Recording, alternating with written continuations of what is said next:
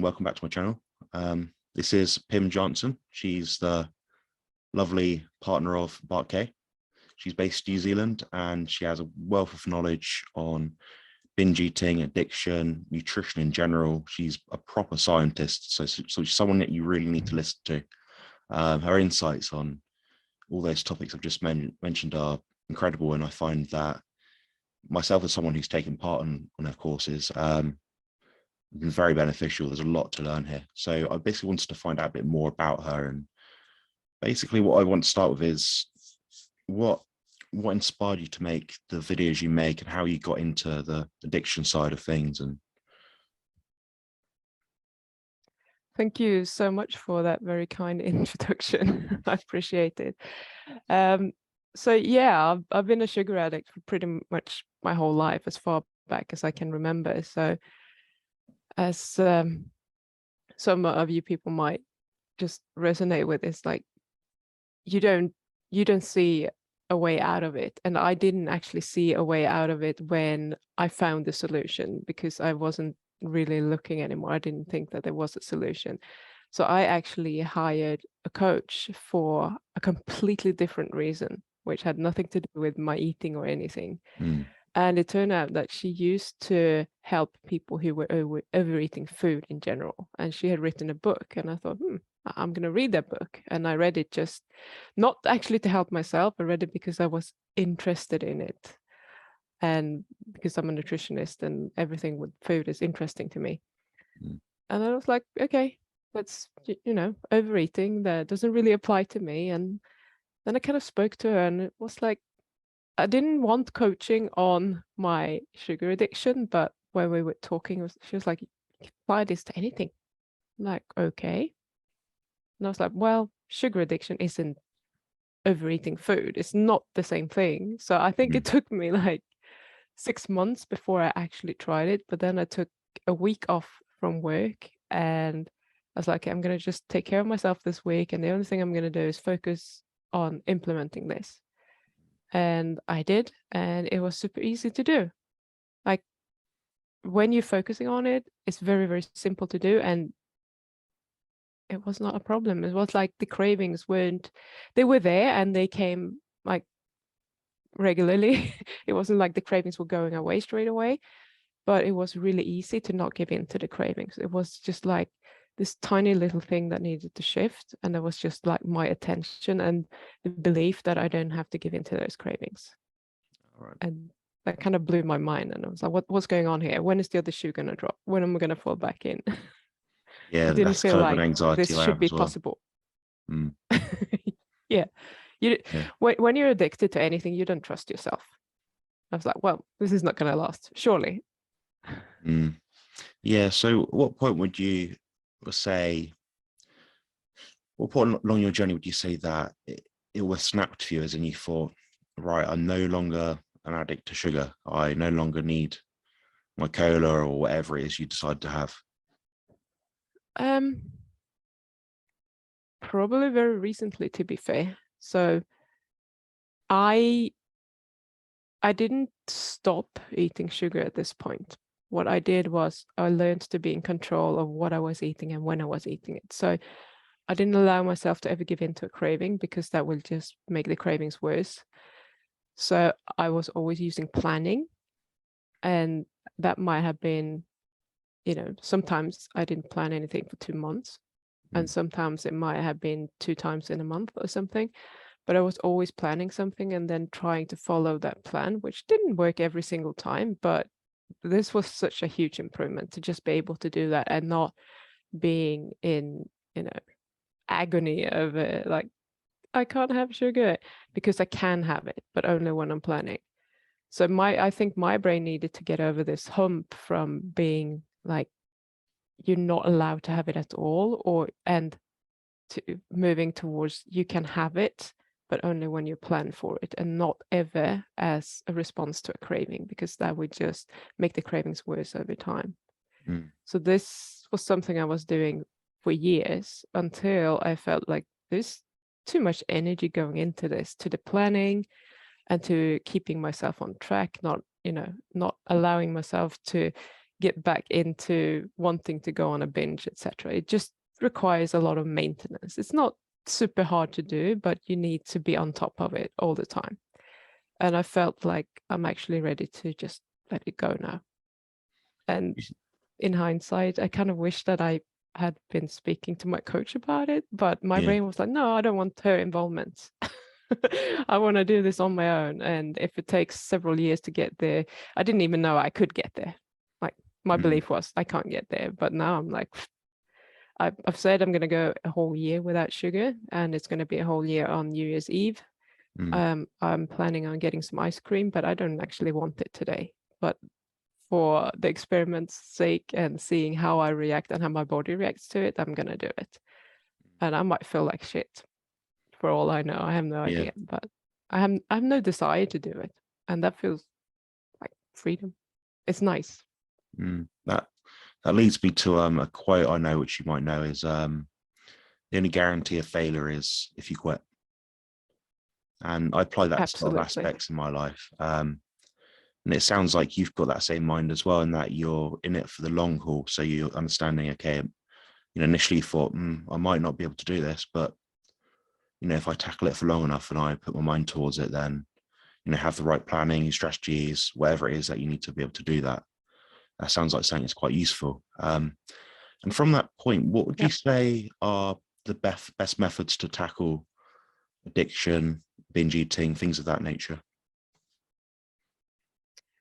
Okay, so I like to talk about physiological and mental cravings. So if you are a person that just has like physiological cravings, which is usually hormonal or from your gut microbiome or something like that, changing your diet to a low-carb diet is usually like the solution.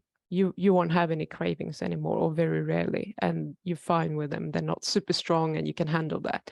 In that case, that's all you need to do. But I would say that unfortunately, like more than 50% of people that try to go on a keto diet or a carnivore diet, they are literally going insane because they still have the cravings. And then they just hear the people who have managed to quit sugar or carbs, and they're like, well, all I did was going on this diet. So if I can do it, you should be able to do it. And they can't. And that's not very reassuring. So for those people, those are the people that I help. Because if you just have to change your diet, you can do that on your own. You don't need me. And I frankly don't have an interest in helping people changing their diet necessarily. I have an interest in helping people manage their thoughts and their lives and just enhancing everything in their lives. So what you need to do is just start with building some form of awareness. So do you want me to just quickly go through the habit loop? Habit loop would be useful. Yeah, I think it'd be beneficial to viewers. So you can go on YouTube and find the habit loop, and you will get a very good idea of what it is. But I've added one component to it that I find is very, very important. So the first thing in a habit loop is that always you have a trigger. So that can be anything. It could be a situation, it could be a smell, watching someone else eat, or whatever. It's something that is triggering you to want to go and eat whatever it is that you crave. And then when you are triggered, this is my addition, you will always have a thought about it. So if you see someone else eat, you might think, oh, I want that as well. Or if you go in the supermarket, you might think, I should get some chocolate. So it's just those like innocent thoughts that we have. And the thoughts that we have are always creating an emotion in our body. And in this case, it's cravings. And when you have a craving, so when I'm talking about craving, I actually had this discussion with a new client of mine yesterday. She's like, I don't have cravings, but, I just eat. And it's because she isn't aware of what is actually happening in her body. So a craving is just like something happening in your body. For me, a craving is like physiologically, what happening is like my jaw gets a bit tense and I start salivating. And I have this tension like along the whole way here, like where the food would go down. It just feels like tension and it's like buzzing a little bit. That is the craving. When you feel that response in your body, that's when you want to get up and go and get that thing. That's like the signal that you need to do this. And we're buying into that this is something that we need to do as a response to that physiological reaction, which is untrue. Mm. And then obviously response is the last step. Then you have fulfilled that habit loop. And every time you do that, so a habit loop is just a neurological pathway in your brain. And every time you do that, that gets stronger and stronger. So it's going to be easier and easier for you to do that on autopilot. So what I'm teaching people and what I was doing is just like we're shifting the response and how we are responding to those cravings so that we're building a different habit loop. So we're kind of like rerouting and rewiring the brain so that you don't react to cravings that way. And what this does is that the desire for those foods is just going to go down, and eventually you're not bothered. Like I'm not bothered now. I know, like rationally, I know that the ice cream is probably going to taste really nice, unless it's just tasting way too sweet for me now. I don't know. But I don't have a need to eat it because I never really crave it that way anymore. I still have the thoughts, but they are only thoughts. There's no emotion attached to them anymore. Sounds a lot like I hope that explains it. It does perfectly. Yes, it sounds a lot like the psychosomatic response in terms of cognitive psychology. That's, you probably already know, but for the viewers, that's basically where your mind and body are interlinked. So you'll have an anxious thought. I don't know. I'm going to be late today to pick someone up from the hospital or something. You might think, I'm getting all tense. My heart rate's going up. You know, like my neck feels like quite tight. You feel anxious. You might start sweating. You think, you know, that recognizing those patterns in your body and how your body elicits that stress is quite interesting, actually. When you actually you have to put yourself in a panned out, zoomed out kind of view to really see, that's what my body's doing, and that's why my mind's reacting to it, and it's happening. It's like flip-flopping. It can work either way, sort of thing. That's a really good point, actually. Yeah, appreciate you bringing that up, actually. I'm glad you took time to mention that one. You're welcome. I wanted to ask as well about,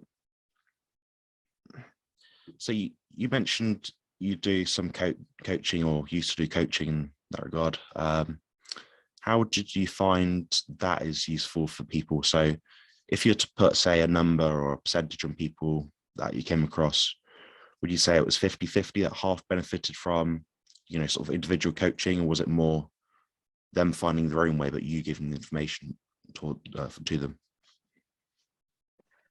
Can you explain that a little bit? So that's a very convoluted way of asking a simple question, I think. I'm like, what do you proportion mean? of people do you find want like a course or something they can follow through on their own, versus something where you're in a one-to-one coaching plan? So do you find there's benefits for each, you know? Okay, so I absolutely think that there could be benefits to both. What I have been thinking about a way of actually, I do have a course, but I don't like selling that course, so I'm not selling it anymore. I'm just giving it to my clients so they can watch it. And the reason for that is that the knowledge isn't what is important. Like you need to know what to look for. You need to start building awareness, but you can know all of these things and how to do it. But if you are somehow unable to do it, which it feels like we are a lot of the time, well, I'll do it tomorrow. We just kind of procrastinate and we leave it. Then that is not going to do you any good. I could sell 1 billion of those courses, and I bet that maybe 20% would be successful using it. So the problem is like the whole mindset behind it and finding that motivation to actually follow through on it. Because when we are eating carbs, there is a benefit to eating carbs. Like, and the benefit is something that you have made up in your mind. So you might be, this is the only way that I can relax, or I've been working so hard and now I just need to do that so I will feel better, or it will take away the pain, or whatever it is. It's like we just make up reasons for why we should be eating the carbs, because when we are indulging in this, we're getting a lot of dopamine in the brain, which feels really good. So it will dull all the negative emotions that we're feeling and thus help us in the moment, but then we're going to feel a lot worse afterwards. So it's not really useful. So right now I'm trying to figure out how I could do maybe like a cheaper option with some sort of group coaching program leading into like a membership or something like that, when I can support a larger amount of people over time, because I don't want to just sell a course, because I don't think that in terms of addiction, I don't think that is in anyone's best interest. It's like You want to help you want to someone. do it, and then and they think that they're going to get the help, and then they don't, even though there's absolutely nothing wrong with the method. It's just like they can't do it. The application And side I of it. want every single one of my clients, whether that be a course or whatever, I want them to be successful. I mean, I haven't had a one-on-one client who hasn't been unsuccessful, and that's because we're working one-on-one, and then we can just tweak things and get everything to work. But in a course, you can't do that. It's the same So as I don't me. know if that answers your question, but yeah. It does actually perfectly. You got the same mindset as me. I don't like to see people feel like they've come short on their money. Like, I like them to have a positive outcome, whether they gain some insights to diet, training, nutrition, things like that. And the same sounds like for you. So obviously you mentioned how important the application of, putting in something to get something out. So you're spending the time to look at the resources you're putting together, the presentations, things of that nature. So what do you say to someone that perhaps has been like yourself, almost swinging in and out of addiction, like they've managed to stick to, say, the carnivore or the keto diet for 6 months' time, then they've got a 1 month where they just say, oh, it's Christmas, sod it, then what might do it back again, but then they might stop and they might struggle. So what do you say to someone that's flip-flopping on it and was yo-yoing? I'm not against anyone doing anything that they want to do, as long as they like the reason for doing that. So let's just make that clear. If you have a really good reason for why you want to spend all of December just eating whatever you want to do. Now, I doubt that many people would have a really good reason, but if that was the case, then I would be like, fine. So to those people that keep doing that and don't want to do it, I would just say, like, hey, let's have a look at what's behind this. What is it that makes you want to do this? Because often it's a sort of emotional response to something like, this is what we do during Christmas, and it can often be linked to childhood. Now, I just want to point out that coaches do not work with the past, they work into the future. But it can be quite useful to just see, like, what is it that you are missing now that you had in your childhood that you want to recreate? And when we know that, we can just that wasn't really a good reason. And then you can just let that go and move forward. So it can be things like that, or a lot of the time it's just like, well, this is just what I do, and we haven't really thought about it. It's just like, we should be doing this at Christmas, shouldn't we? And then there is absolutely no reason there. It's just like the brain has just told you that this is what you should be doing, but we don't really know why. And then we just work on what's coming up there and try to change that and focus on the things that you want instead. Like, how would you like to feel after Christmas? Do you want to feel like a fat, bloated blob, or do you want to feel like someone who's just like empowered and gone through Christmas and eaten the way that you want to eat and full of energy and just feel like, yes, I'm ready for the new year? Like, where do you want to be? You get to choose, because it's always your choice. That's right. Yeah, weighing out the pros and cons for each seems to be something which people don't often do, and people are very reactive to, the memories, nostalgia, Christmas with your family, where you're having all these roast potatoes or whatever people have around the world. Definitely for me, at least, it seems to be something which I'll probably always participate in. I do enjoy it, and spending time with family and making it easier for them as well. Knowing they don't have to just cook me a load of scrambled eggs and turkey and just meat in general. I can just take part, just have that one meal off, but I know I can slip back into my usual plan the next day or the next meal, sort of thing. Yeah. So, exactly. And that's the difference. Like, if you feel like you can do one day, one exception, why not? Unless you're someone who feels really sick from doing it, then you might be motivated not to do it. And I have absolutely no problem with that. And as a matter of fact, I teach every single one of my clients how to do exceptions. Like, it's a really important skill that you need to learn, to not be afraid of actually having that exception, because I don't think I've had a single client who think that they can go and have like Christmas and not fall off the wagon and go into binge, a week-long binge. They don't believe that they can do that. So that's something that we build in as well. Like, you are going to do this, and you're going to do that with my help, and just get over that fear and see that you can do it, because it's completely doable. Yeah, it We seems don't want to like, be scared of food. yeah, I completely agree. It seems like we all have these obstacles in our day-to-day life. Challenges in our head. If we're a student in school, we might be trying to do our homework and thinking, I'm not going to pass this. I'm not going to be able to get through it. You know, or like I said earlier, the only guarantee of failure is if you quit. If you just have that mindset of like getting back into whatever you're trying to study, learn, getting stuck in with it all, I think that's really the important fact. And you just need that motivation inside your head by how you feel, and understanding the psychosomatic responses. That will give you a lot of benefit in terms of what you're going to look to do forward in the future. Yeah, absolutely. Before we wrap up, what would you say were 3 key features of your sort of programs and anything you have to offer and services? Oh, there's so many things. I only gave you I 3. would say, I mean, only 3. Okay, so the first thing is just like the how to do it. It's super simple, and it's just about changing the habit loop, but that is a skill that you need to learn, and where we always start out. Like, I teach all my clients how to do it, and then we practice it.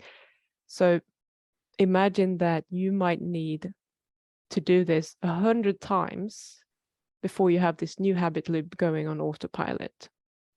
So we're trying to get as much practice in as possible. So sometimes with some people who find this very easy to do, we have to manufacture some cravings. Like, we have to put them in situations where they get cravings so that they get to practice, because I want them to have as much practice as possible, because practice makes perfect. And then you're going to be there. So that's obviously a very basic thing that you need to have. And then I think it's the motivation behind it. So we are always digging in and trying to find the real reason for why they want to do this. And that's never going to be, I want to lose weight or I want to be healthier. It's something much deeper than that, that is like truly motivating and that connects with you emotionally. Because when you say like, yeah, I want to lose weight, it's just words. You don't connect with that emotionally. But if you know, like, I'm developing diabetes and I need to stop doing this, and I'm starting to get like neuropathy and I don't want to lose my fingers or whatever, then we're starting to get somewhere. Like, usually it's a lot deeper than that, but it's something that kind of moves you inside. When you feel like you're giving the answer with your heart, then you are on the right track. And the third thing I think is just, it's kind of a tie between like a zest for life and the how should I say, self-confidence. So we're always working on the confidence, because if you are not confident in what you're doing, you're not going to be confident around other people, and then you're just going to take the easy alternative, which means maybe eating cake rather than saying, no, I don't do that anymore, because you don't want other people to judge you. So let's go with that one, because that's probably more of an important aspect that you need to have. Then we work on the dreams and your aspirations and whatever you want to do with your life. But that's where I am at. And I feel really strongly about that, because that is freedom to me, when you get to choose whatever you want to do. But if you're not confident in yourself and believe in what you're doing, it's never going to work long term. So yeah, that's also very important. Brilliant. Yeah, that's been very insightful. Actually, I've learned quite a lot in that short period of time that we've just been chatting. Awesome. I'm really pleased that I brought you on, and I'd just like to say, do you have any closing comments, any services you provide, or how do people contact you, things like that? You can hop on my YouTube channel, just my name, Pim Johnson, or Life Without Cravings. If you search for you, either will come up. But the best help you're going to get if you want my help is probably to join the Facebook group, which is called Life Beyond Cravings for Kick-Ass Ketovores.